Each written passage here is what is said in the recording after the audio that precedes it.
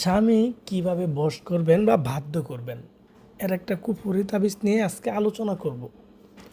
তো ভিউয়ার্স, অনেকে আছেন স্বামী স্ত্রীর মধ্যে অনেক অশান্তি, শান্তি নাই বা মিল নাই। এর প্রধান কারণ হচ্ছে পরকীয়া। আমাদের বর্তমানে সমাজে যে ঝামেলাগুলো হয় পরিবারে, এর মধ্যে সবচেয়ে প্রধান কারণ হচ্ছে পরকীয়া।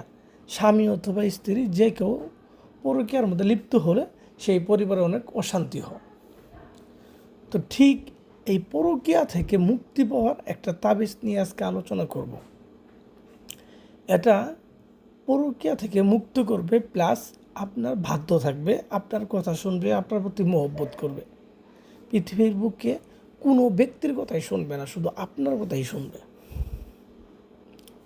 আর এটা পরীক্ষিত, 100% পরীক্ষিত। যারা এর পূর্বে এই কাজগুলো করছেন বা ফল পাইছেন তারা জানেন এগুলো কী পরিমাণ কাজ করে। তো ভিউয়ার্স, যারা অ্যাকচুয়ালি বিপদে পড়ে গেছেন যে আপনার স্বামীকে এখন যদি আপনি বাধ্য না করেন তাহলে সে ধ্বংস হয়ে যাচ্ছে বা আপনাদের জীবন ধ্বংস হয়ে যাচ্ছে, সেই ক্ষেত্রে কিন্তু এগুলো করবেন। আপনি যদি খারাপ নিয়তে কোনো মানুষকে করেন তাহলে কিন্তু এটা অন্যরকম হয়ে যায়। তো তাই আমি অনুরোধ করবো যে খারাপ নিয়তে করবেন না। তা আমি বলবো না যে খারাপ নিয়তে করলে হবে না, বিষয়টা এরকম না, হবে। যেগুলো তাবিজ কাজ করে ওইগুলো আপনি যেমনি করেন অমনি হবে, হওয়া নিয়ে কোনো সমস্যা নেই, কাজ হওয়া নিয়ে কোনো সমস্যা নেই।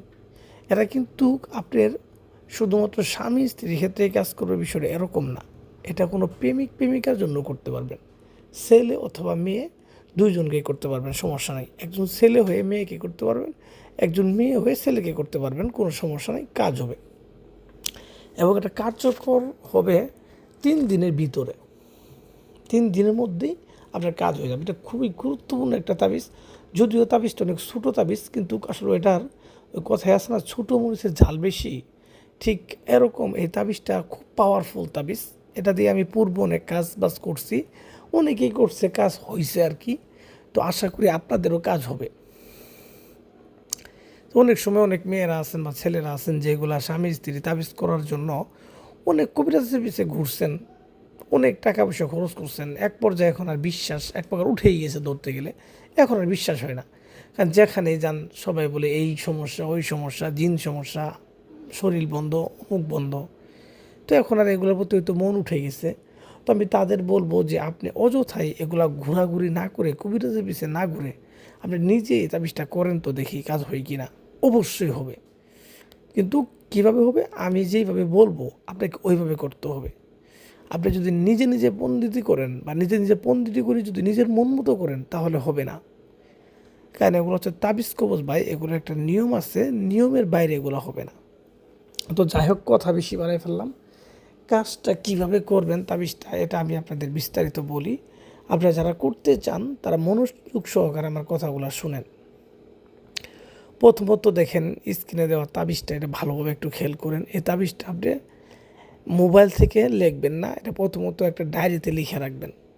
ডায়েরিতে লিখে রাখবেন, রাখার পরে যে কোনো একটা শনি অথবা মঙ্গলবারের দিন রাতের 8টার পরে নিজের ঘরে বসেই পশ্চিম দিক মুখ করে নামাজ বিছায়া আপনি বসবেন।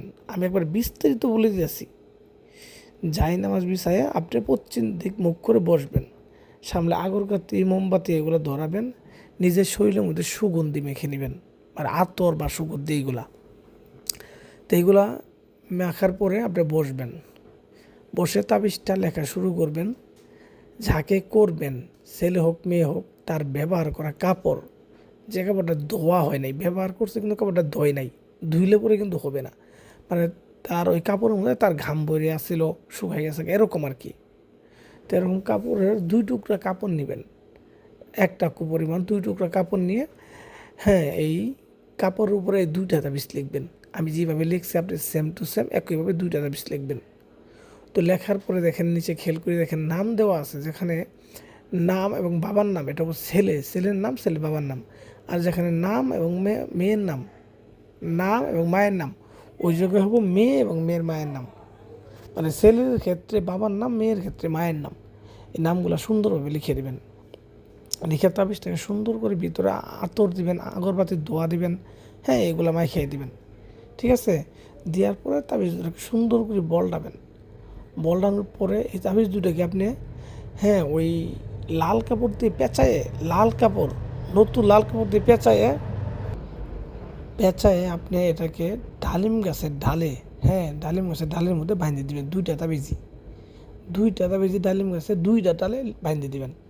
বাঁধে দেওয়ার পর দেখবেন এই তাবিজ চলে যখন এই বাতাসে নাড়াচাড়া করবে, দেখবেন সেই লোক যেখানে থাকুক আপনার কাছে আসার জন্য মানে পাগল হয়ে যাবে, উত্তেজনা হয়ে যাবে এক প্রকার।